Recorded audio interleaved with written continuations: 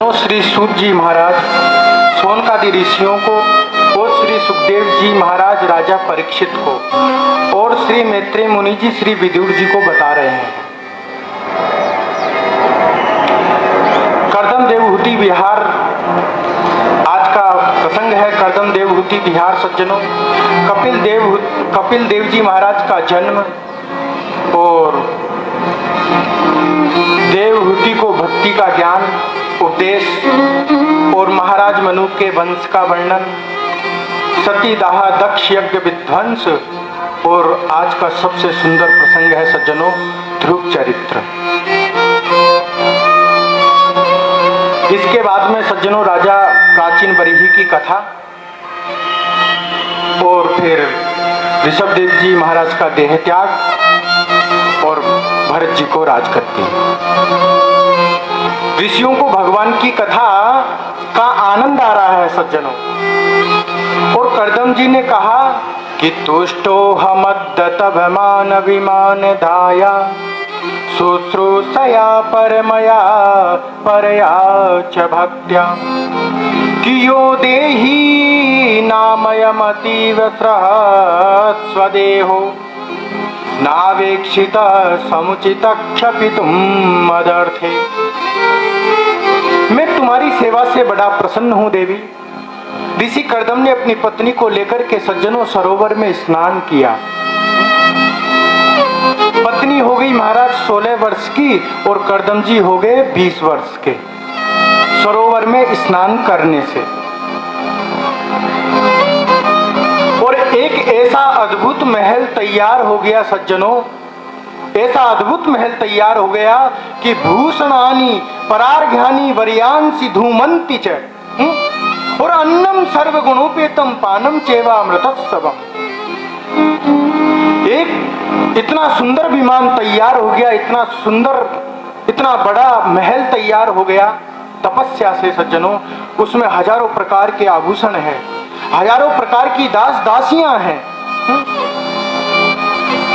बाग बगीचे हैं, सरोवर है महाराज उसके अंदर, उस विमान के अंदर। देखो जो ये आज के युग में जो ये एरोप्लेन वगैरह उड़ रहे हैं ना, ये सब हमारे शास्त्र हैं। अपने जो ये शास्त्र हैं इनकी कृपा से ही ये हेलीकॉप्टर और ये एरोप्लेन तैयार हुए हैं महाराज। ये करदम जी महाराज के विमान से रिसर्च किया गया है विदेशों में, जब जाकर के ये एरोप्लेन तैयार हुआ है। जितनी भी आज भारत देश में उत्पत्तियां हो रही है, विकसित हो रहा है, ये सब वेदों की कृपा से हो रहा है। सब चारों वेदों में है और मेन ऋग्वेद के अंदर है महाराज। तो एक ऐसा बड़ा महल तैयार हो गया सज्जनों। और लेकिन ऋषि करदम ने विवाह के समय प्रतिज्ञा की थी ना मनु महाराज से, स्वयंभू मनु जी से। जब उनको रोक लिया था विवाह के समय, करदम जी महाराज ने बोले 1 मिनट रुक जाओ महाराज। बोले कहो महाराज। तो करदम जी ने कहा था कि एक पुत्र होते ही मैं जंगल में चला जाऊंगा तपस्या करने के लिए। तो आज करदम जी महाराज अपने मन में सोच रहे हैं कि पुत्री तो हो गई महाराज 9, लेकिन पुत्र नहीं हुआ अभी। करदम जी महाराज बड़े दुखी हैं। ऋषि करदम बड़े प्रसन्न है सज्जनों अपने घर 9 पुत्रियों को देख करके। केवल दुखी है तो केवल इस बात से है कि एक पुत्र हो जाता तो भगवान की बड़ी कृपा होती। ऐसा मन में विचार कर रहे हैं करदम जी महाराज। 10वीं संतान के रूप में सज्जनों ऋषि करदम जी के घर साक्षात परात्पर नारायण कपिल देव के रूप में भगवान अवतार लेकर के आ गए। बोलिए कपिल देव भगवान की जय। कपिलस्तत्व संख्याता भगवानात्म मायया। कपिल के रूप में परमात्मा प्रकट होकर के आए गए। लेकिन यहाँ कपिल जी का जन्म हुआ सज्जनों। और ऋषि करदम जी ने अपना कमंडलू उठाया और चल दिए महाराज जंगल की ओर। पत्नी ने कहा आप कहाँ जा रहे हैं जी भगवान? बोले बस आप इस झांकी का घर में बैठ करके दर्शन करो और मैं इस झांकी का जंगल में बैठ करके दर्शन करूंगा, भजन करते हुए दर्शन करूंगा। बोले आप प्रसन्न रहो, सुखी रहो। और करदम जी महाराज सज्जनों जंगल में तपस्या करने के लिए चले गए, क्योंकि एक पुत्र हो गया, अब कोई काम बचा ही नहीं। सीधे जंगल की ओर चल दिए सज्जनों। माता देवहूति ने मन में सोचा, मैं कितनी बड़ी भाग्यवान हूँ, मैं कितनी बड़ी भाग्यवान हूँ कि मेरे घर में भगवान पुत्र बनकर के पधारे। सज्जनों बहती गंगा में जो हाथ नहीं धोता है वो समझदार नहीं होता है? और सत्संग का चस्का तो परमात्मा की कृपा के बगैर मिल ही नहीं सकता। अगर परमात्मा कृपा करे तो ही सत्संग में मन लगता है और तभी ही जाकर के सत्संग सुनने को मिलता है, अगर भगवान की कृपा हो तब। और सज्जनों आज कपिल जी को आसन पर बिठाया माता देवहूति ने, सुंदर सज्जनों तिलक लगाया, वस्त्र पहनाए और यहाँ से भागवत का पहला संवाद प्रारंभ होता है, कपिल देवहूति संवाद। भगवान कपिल देव जी का प्राकट्य हुआ। देवताओं के मन में बड़ा हर्ष है सज्जनों, बड़ी खुशी है, बड़ी हर्ष की अनुभूति हो रही है, मानो परमानंद प्राप्त हो गया हो। बड़े ध्यान से सुने और श्रद्धा से सुने सज्जनों कि निर्विणाम नितिराम भूमन सदिंद्रिय तर्षणा और ये न संभाव्यमानेन प्रपन्नांधम तमः प्रभु। भगवान कपिल से माता देवहूति ने प्रश्न किया सज्जनों कि भगवान इंद्रियों की परिस्थिति बड़ी विचित्र हो गई है। 5 ज्ञानेंद्रियां और 5 कर्मेंद्रियां, और ये जो वस्तु चाहते हैं महाराज वो सब इनको प्राप्त हुई, और इनको बस में कैसे किया जाए। और भगवान दूसरी बात, बंधन किसका होता है? किसका बंधन होता है? मन का होता है कि आत्मा का होता है या फिर शरीर का होता है? किसका बंधन होता है महाराज? आत्मा या मन का या शरीर का? मन चंचल भी बहुत है गोपाल। माता देवहूति कपिल भगवान से पूछ रही है इस बात को, कह रही है कि भगवान मन बड़ा चंचल रहता है, इनको बस में कैसे किया जाए और मैं इनको बस में करने में असमर्थ हूँ, कृपया आप बताएं मेरे को, मार्गदर्शन करें प्रभु। भगवान मुस्कुरा करके बोले, माँ इंद्रियों को अगर बस में करना है और ये बस में होंगे माता संयम से, संयम करो माँ, और संयम के माध्यम से इनको बस में किया जाएगा। और जहां तक प्रश्न बंधन का है और मुक्ति का है तो शरीर की मुक्ति कभी होती नहीं, शरीर की मुक्ति तो होती नहीं है महाराज। देखो शरीर 3 परिस्थितियों से गुजरता है, चाहे इसको कोई सा भी जी बोलो, चाहे पंडित जी बोलो, चाहे मंत्री जी बोलो, इस शरीर को है कोई सा भी जी बोलो सज्जनों, ये 3 परिस्थितियों से गुजरता है। कपिल भगवान कह रहे हैं कि माता अगर जला दोगे ना तो मुट्ठी भर राख बन जाएगा ये, अगर गाड़ दोगे तो कीड़े मकोड़े खा जाएंगे, और जमीन में, और अगर जला दोगे महाराज तो राख बन जाएगी। ये 3 स्थितियां शरीर के साथ में होती, 3 परिस्थितियां। हमारे उपनिषदों में सज्जनों वर्णन आता है कि मनः एव मनुष्याणाम कारणम बंध मोक्षयो, मन ही बंधन और मुक्ति का कारण है। मन ही बांध देता है महाराज और मन ही मुक्ति दिला देता है। मन यदि विषयों के प्रति आसक्त है महाराज तो हम बंधे हुए हैं, और मन यदि विषयों से अनासक्त है महाराज तो हमारी मुक्ति हो गई। ये जितना भी बखेड़ा है शास्त्र का महाराज, ये जितना भी उपदेश है शास्त्र का, इन सब का एक ही केंद्रीय भूत है महाराज, वो है केवल ध्यान। ध्यान करो, मन को निग्रह करो, चित्त की वृत्तियों को संसार से हटा करके सज्जनों आत्मचिंतन में लगाओ, परमात्मा के स्मरण में लगाओ, तो ये बस में होगा। और इसके लिए हमारे ऋषियों ने जो साधन बताए, और वो पहला साधन है सज्जनों सत्संग। सत्संग करो, जितना बन सके उतना सत्संग करो। भगवान कपिल आदेश करते हैं कि सताम प्रसंगान मम वीर्य संविदो कि भवन्ति ऋतिकर्ण रसायन कथा कि तज्जोषणादाश्व पवर्ग वर्तमनि कि श्रद्धारतिर्भक्तिरनु क्रमिष्यति। सबसे पहले हम माता सत्संग में जाए, सता प्रसंगान।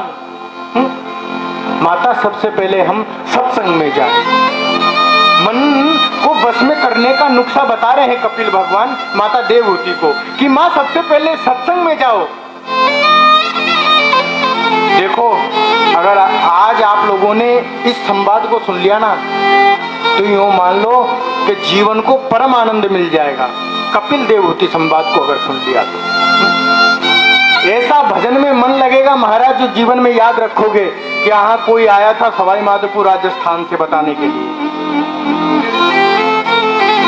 लेकिन ध्यान से सुनो, तो कहते हैं कि माता सत्संग में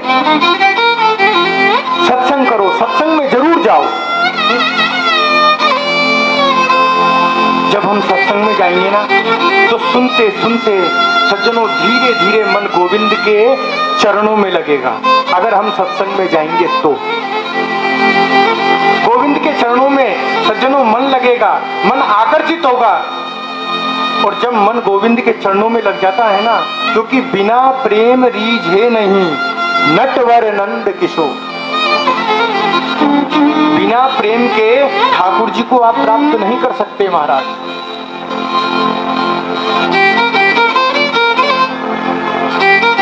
भगवान जी प्रेम के भूखे हैं, गोपाल जी तो जिसमें प्रेम के ही भूखे हैं। उनको देखो, अशुद्धि से भी कोई मतलब नहीं है।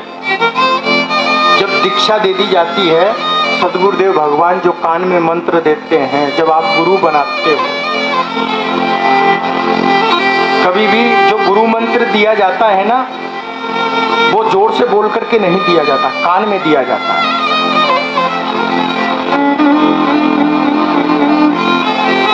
तो बिना प्रेम रीझे नहीं नटवर नंद किशोर। भगवान को जानना तो होगा महाराज, और जानना जरूरी है भगवान को। बिना जाने प्रेम नहीं हो सकता, और बिना जाने गोविंद नहीं मिल सकता।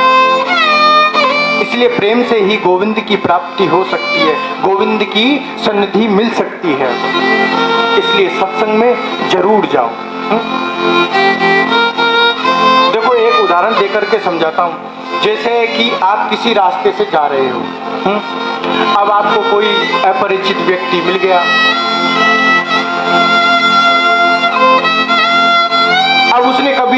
अब उसको पता नहीं कि कृष्ण कौन है, राम जी कौन है, सीता कौन है, राधा कौन है, उसको कुछ मालूम नहीं है, क्योंकि उसने कभी कथा सुनी नहीं, सत्संग में वो कभी गया ही नहीं महाराज। तो उसको कैसे पता चलेगा कि ये कृष्ण है। अब आपने उस अपरिचित व्यक्ति से रास्ते में बोल दिया महाराज जय श्री कृष्ण, तो वो सोचेगा पता नहीं ये जय श्री कृष्ण इसने क्यों करी, मेरे से क्यों बोला इसने जय श्री कृष्ण मेरे को। अब महाराज कहीं आपके पड़ोस में या उसके पड़ोस में कहीं कथा चल रही थी, उस सज्जन के पड़ोस में कहीं भागवत की कथा हो रही थी। तो जब वो भागवत की कथा सुनने के लिए महाराज गया, तो उसको थोड़ी कृष्ण की जानकारी मिली कि कृष्ण इसको बोलते हैं, कि कृष्ण है, माखन चोर है। जान गया वो कि ये मुरली वाला है, यही कृष्ण है, यही मधुसूदन है। अब महाराज वो ये परिचित व्यक्ति फिर आपको वापस मिला, और फिर आपने उसको बोल दिया भैया जय श्री कृष्ण। तो उसके दिलो दिमाग में जो कथा सुनी थी ना उसने, वो घूमने लगी पूरे दिमाग में कि हाँ वही श्री कृष्ण, वही मुरली वाला, वही यशोदानंदन, वही देवकी नंदन। तो महाराज उसको कृष्ण की जानकारी हुई, क्योंकि उसका मन कथा सुनने में लगा, और कथा सुनकर के उसने ये जान लिया कि कृष्ण कौन है। उसके प्रति, कृष्ण के प्रति उसका प्रेम बढ़ गया, तो उसको थोड़ी जानकारी मिल गई। तो बिगड़ जाने प्रेम नहीं हो सकता।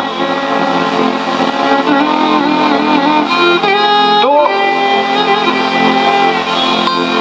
माता देवहूति को बता रहे हैं कि माँ, मन को बस में करने का दूसरा तरीका जो संतों ने बताया है वो है अष्टांग योग।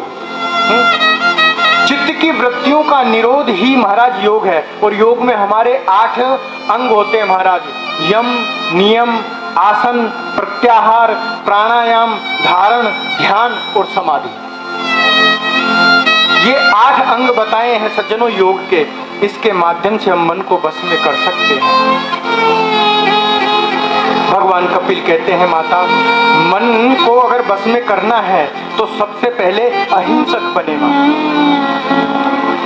और माता सत्य बोलने का संकल्प ले अपने जीवन में, अपरिग्रही बने और एकांत स्थान में बैठ करके परमात्मा का चिंतन करें।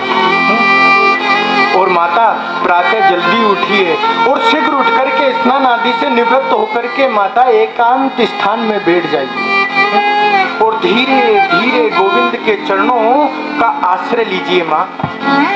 और चिंतन के माध्यम से, ये सब चिंतन के माध्यम से बता रहे हैं कि संचिंतयेद भगवतश्चरणारविंदम कि वज्रांकुशध्वज सरोरुलांछनाढ्यम कि उतंग रक्त विलसन्नरव चक्रवाल कि ज्योत्स्ना विराहत महदद्रदयांधकारम।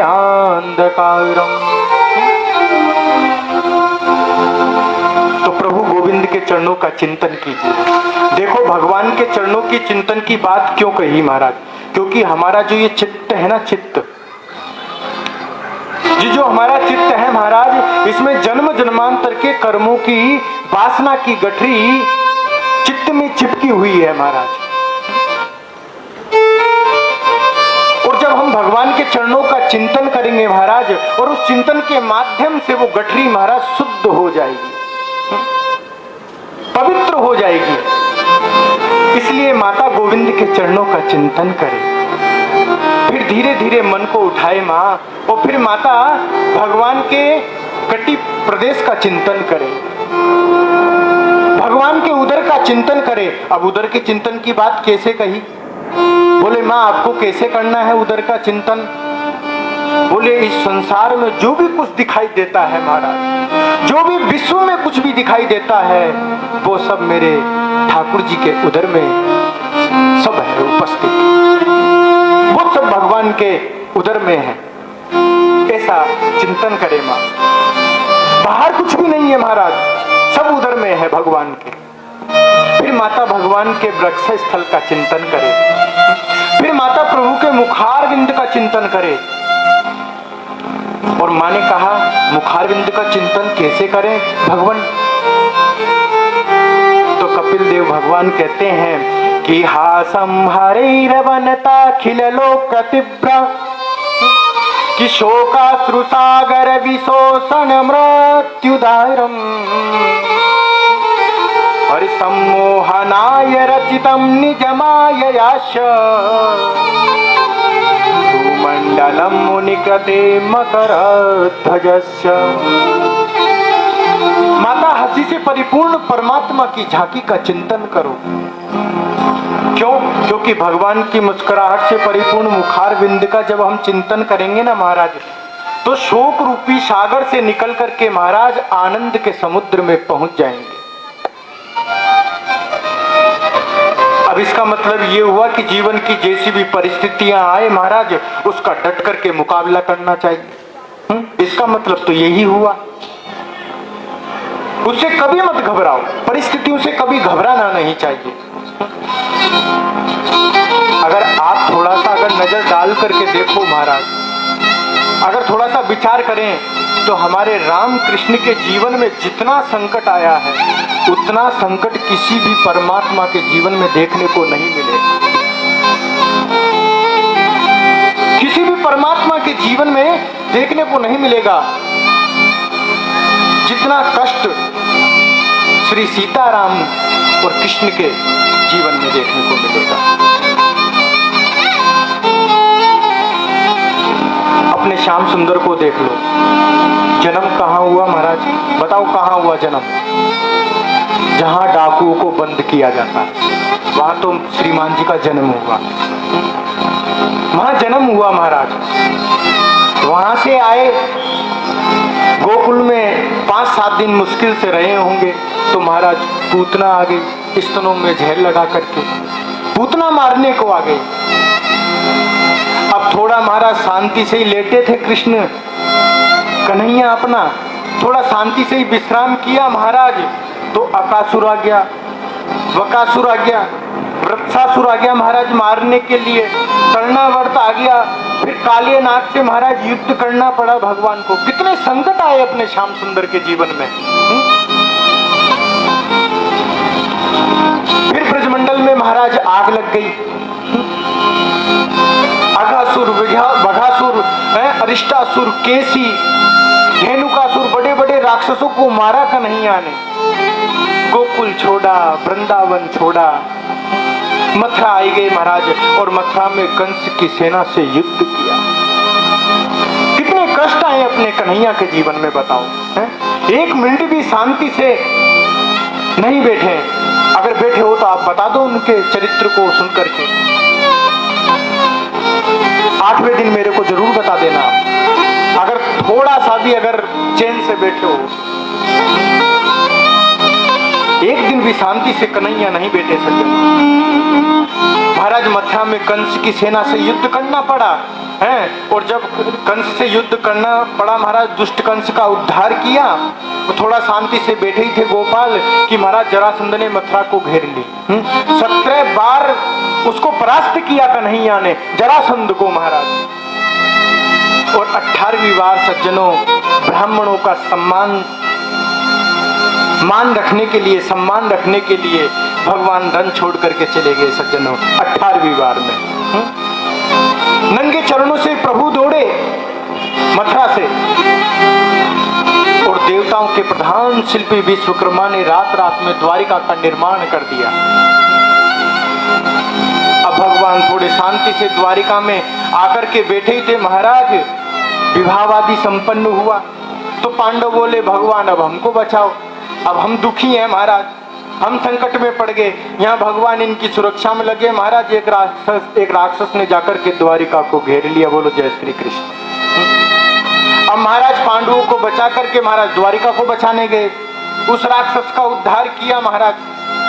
द्वारिका बचाई जाकर के प्रभु ने कैसे तैसे। अब थोड़ा शांति से बैठे ही थे महाराज कि इनके परिवारी जन, जिनकी 99 लाख से ज्यादा जिनकी जनसंख्या है महाराज, वो आपस में लड़ करके सब मर गए। एक दिन भी शांति से गोपाल नहीं बैठे, ऐसा वर्णन कभी नहीं आया। फिर भी कन्हैया मुस्कुराते रहे, जब देखो तब हंसते रहते हैं। तो भगवान कहते हैं कि जीवन की परिस्थितियों में मुस्कुराने की आदत डालो माता। देखो कौवा को रात में नहीं दिखता महाराज, और उल्लू को दिन में नहीं दिखता महाराज, पर दोनों के चाहने से क्या रात और दिन बदल सकते हैं? नहीं बदल सकते। तो दुख के बाद में सुख और सुख के बाद में दुख, ये अवश्य आए। सब अपने कर्मों से मिलते हैं, जो भी सुख मिलता है या दुख मिलता है सब अपने कर्मों से मिलते हैं महाराज। और ये बात नितांत सत्य है सज्जनों। चिंतन आप जिसका करोगे, उपासना आप जिसकी करोगे, उप समीपे आसनम उपासनम, उपासना आप जिसकी करोगे महाराज, आपके जीवन में उसके सद्गुण या दुर्गुण आए बगैर नहीं रह सकते। जरूर आएंगे, क्योंकि भगवान कहते हैं गीता में भूतानि यान्ति भूते जिया, है जो भूत प्रेत डाकनी शाकनी की तपस्या करते हैं, उनका जब तप करते हैं महाराज, तो भूत को बाद में देख लो महाराज, उनका चेहरा पहले देख लो। बोलो जय श्री कृष्ण। और अगर आप गोविंद का चिंतन करोगे सज्जनों, तो फिर कहना ही क्या है?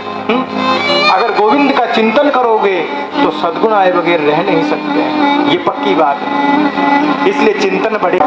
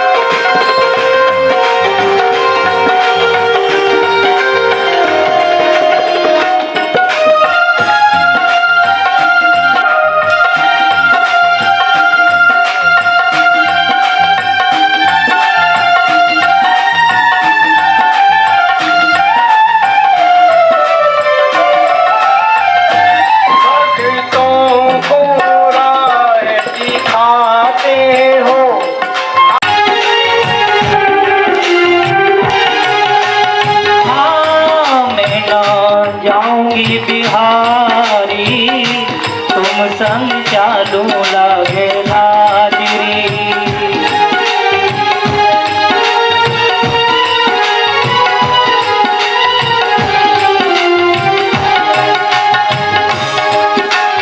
चलो आज कुंजन मेरा भी फिर दे गलवाई।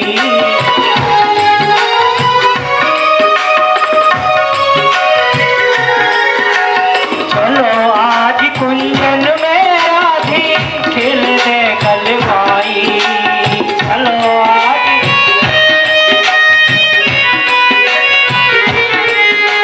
चलो आज कुंजन मेरा भी खिल दे गलवाई। रास मिल के रचा में सखियां बजा में सब साजरी।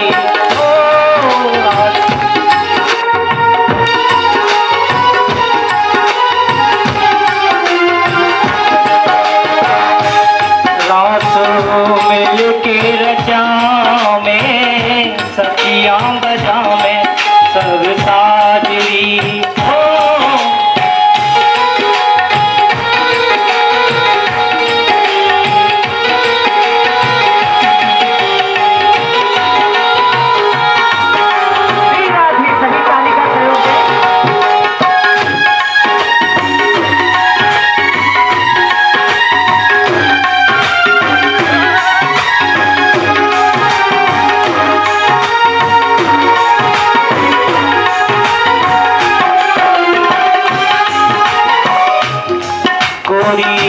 गोरी सी किशोरी खेलवे पधारो हाजिरी।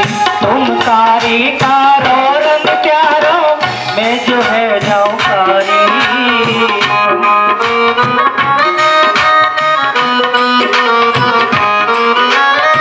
तुम कारी कारो रंग प्यारो मैं जो है जाऊं कारी। कीरत मात लड़ेगी मोटे कीरत मात लड़ेगी मोटे देखे बोले तारी तारी। साची तो बता दे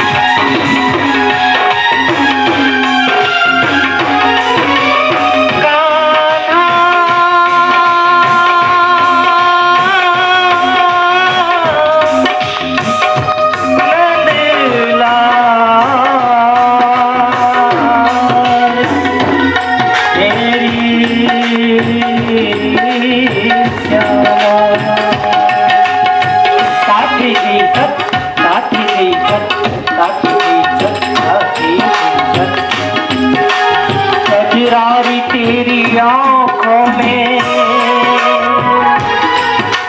क्या भरा हुआ कुछ तो ना है। कजरारी तेरी आंखों में क्या भरा हुआ कुछ तो ना है।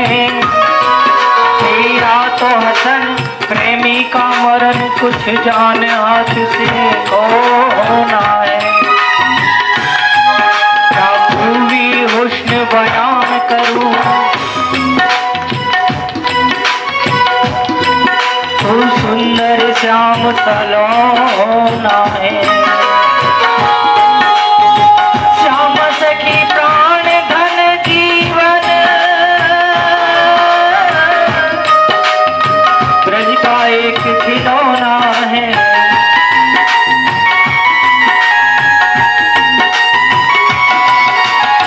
नंदलाला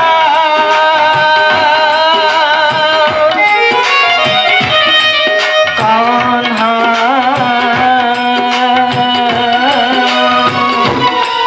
श्री श्याम।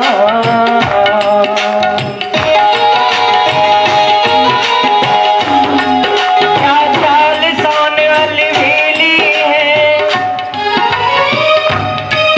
गजराज चले मस्ती मस्ती जिन देखा इनके चित्र रतन अनमोल बिके सस्ते सस्ते। रस रूप माधुरी बरसत है चल जात रहे रस्ते रस्ते। या श्याम सुंदरी मन मोहन ने दिल छीन लिया हंसते हंसते दिल छीन लिया। गोरी भोरी सी किशोरी दिल में पधारो सरदार।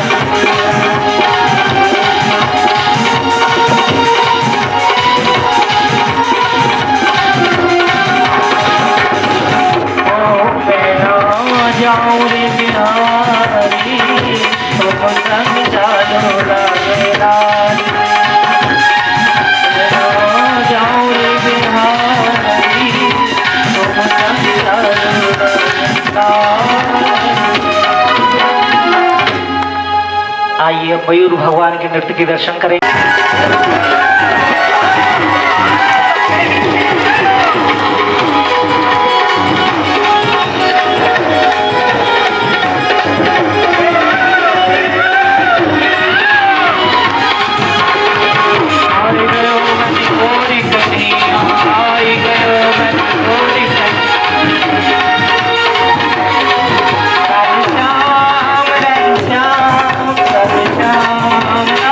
श्याम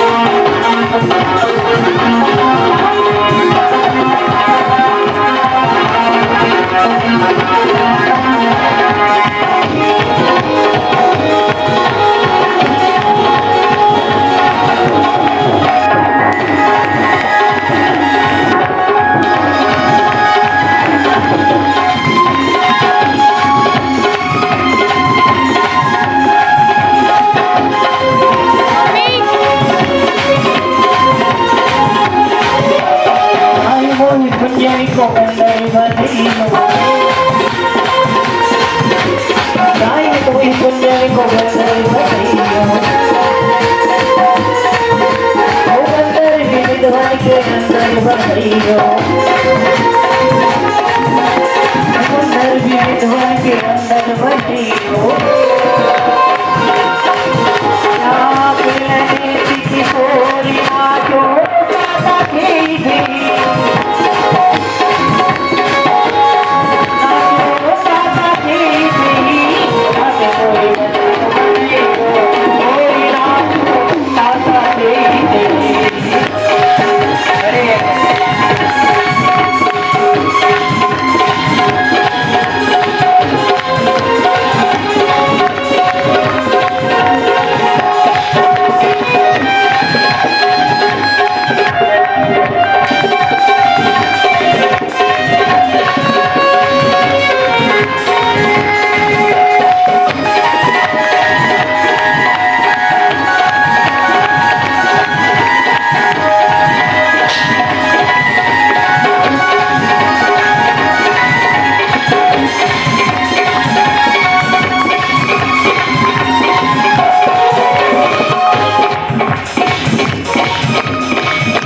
खिड़की सगरी सखी आई गयो प्रेम तमारो कोहन देर की बारी लगी मुरझाई गिरी कोई आए संभारो शरीर की गत है गई दुलारो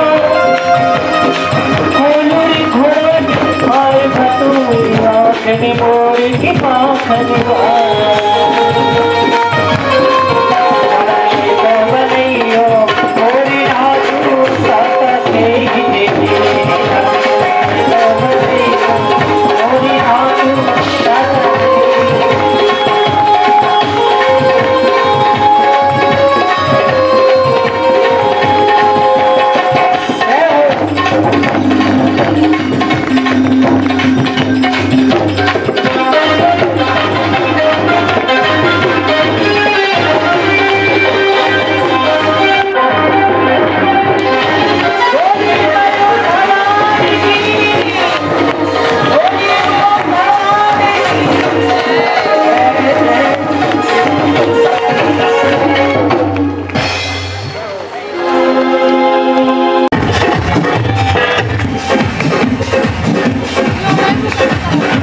माँ और चिंता मिटे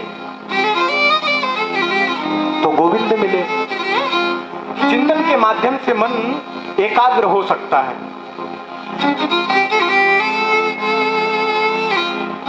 एक बड़ी सुंदर कथा आती है महाराज। एक सेठ जी थे बेचारे, थोड़े कंजूस टाइप के थे। एक पैसा कभी महाराज उन्होंने दान किया नहीं। देखो आप अगर आप में से कोई अगर सेठ वेट हो ना तो बुरा मत मानना, ठीक है ना।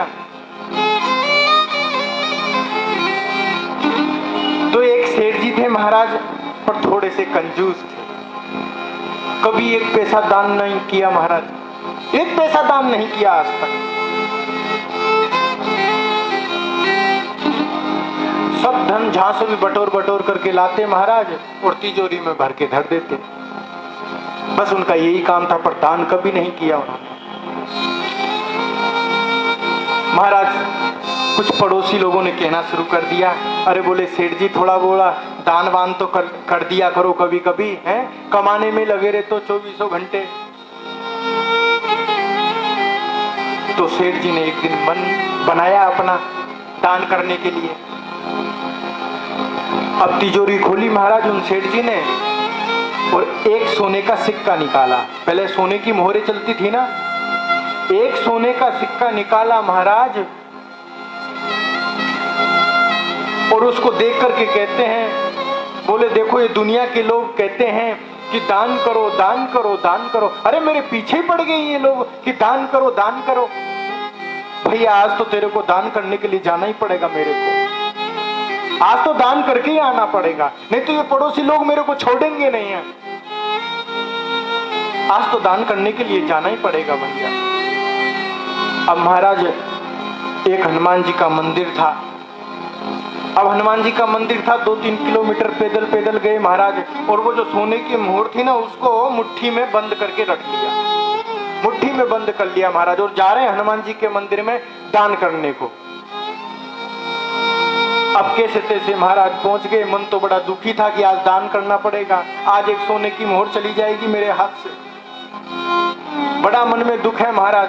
अब महाराज जैसे हनुमान जी के मंदिर में गए तो 1-2 किलोमीटर की लाइन लगी हुई थी, क्योंकि शनिवार और मंगलवार के दिन हनुमान जी के मंदिर में थोड़ी भीड़ ज्यादा रहती है, तो महाराज लाइन में लग गए। अब जेठ की दोपहरी, बड़ी तेज कड़क धूप महाराज। अब महाराज 1-1.5 घंटे बाद में हनुमान जी के मंदिर के समीप आ गए सेठ जी महाराज।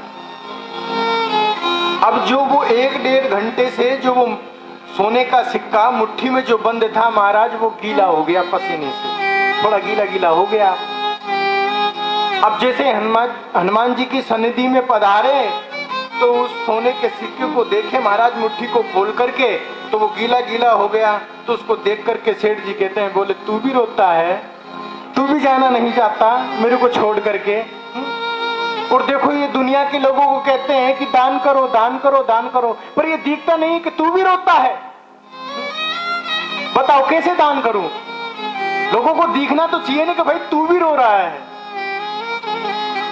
महाराज दान वान कुछ नहीं किया और पॉकेट में वापस रख लिया। बोलो जय श्री कृष्ण। चले आए वापस अपने। अब एक दिन महाराज क्या हुआ, उन सेठ जी को एक दिन जगत गुरु वल्लभाचार्य जी महाप्रभु मिल गए रास्ते में। देखो कितना भी कोई बिगड़ा हुआ क्यों ना हो, संत के पास में सुधारने की चाबी होती है। संत सबको सुधार देते हैं, बस एक बार सन्निधि मिल जाए संत की, महात्मा की। अगर संतों की एक बार सन्निधि मिल जाए तो महाराज सबको सुधार देते हैं। अब वल्लभाचार्य जी महाप्रभु के चरणों में गिर के उस कंजूस भगत ने कहा कि महाराज मैं भगवान की भक्ति करना चाहता हूं, और लेकिन बस महाराज पैसा ही खर्च नहीं होना चाहिए। हाँ बस भक्ति करना चाहता हूं, मेरे को भक्ति करनी है महाराज, पर उस भक्ति में पैसा ही खर्च नहीं होना चाहिए, ये देख लो आप। तो वल्लभाचार्य जी महाप्रभु बोले, अरे भाई भक्ति में कोई पैसा थोड़ी ना खर्च होता है, कोई पैसा खर्च नहीं होगा भक्ति में, चिंता मत करो। तो सज्जनों, जगत गुरु वल्लभाचार्य जी महाप्रभु ने जो कपिल